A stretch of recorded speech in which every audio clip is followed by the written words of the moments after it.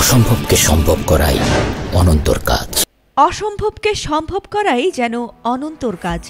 একসময় বিজ্ঞাপনের এই সংলাপে তুমুল জনপ্রিয়তা পান ঢাকাই সিনেমার আলোচিত নায়ক অনন্ত জলিল।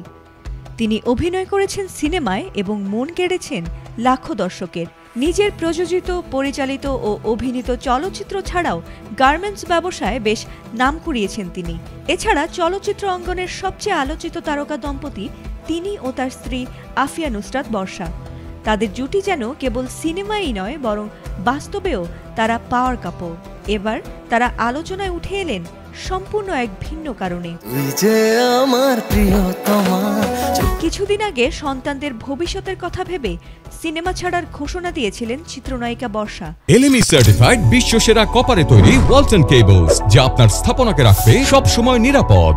এবার সেই পথে হাঁটার ঘোষণা দিলেন অনন্ত জলিলও। ইসলামের আলোয় আলোকিত করতে চান নিজের সন্তানদের জীবন, তাই রূপলী জগৎ থেকেও সরে আসছেন তিনি। আর এমন ঘোষণায় যেন হতবাক তার ভক্তরা। শনিবার রাতে একটি টক শোতে উপস্থিত হয়ে অনন্ত জলিল বলেন, আমার দুই ছেলে মাদ্রাসায় পড়াশোনা করছে, একজন কোরআনের হাফেজ, অন্যজন মুখস্থ করছে। আমাদের নিয়ত ওদের ইসলামের খেদমতে বড় আলেম বানাবো। তখন যদি দেখে তারা যে তাদের বাবা মা সিনেমায় অভিনয় করছেন, সেটা মোটেই মানানসই হবে না। আমার বড় ছেলে এখন ৮ পারা কোরআনে হাফেজ। যদিও বর্ষা আগেই জানিয়েছিলেন সন্তানরা বড় হলে তারা মায়ের নায়িকা পরিচয় কিভাবে নেবে সেটিই তার প্রধান দুশ্চিন্তা। তাই এবার স্বামী স্ত্রী দুজনেই এক কণ্ঠে বললেন, ইসলামী শিক্ষা ও সন্তানদের ভবিষ্যতের জন্য তারা চলচ্চিত্র ছাড়তে প্রস্তুত। তবে এখনই তারা বিদায় জানাচ্ছেন না ভক্তদের।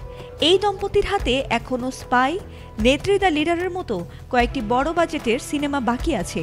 অনন্ত জলিল স্পষ্ট করেছেন, এগুলো শেষ করেই ধীরে ধীরে তারা বিদায় নেবেন রূপলী পর্দা থেকে। ফাতিমা সুলতানা, এটিএন বাংলা।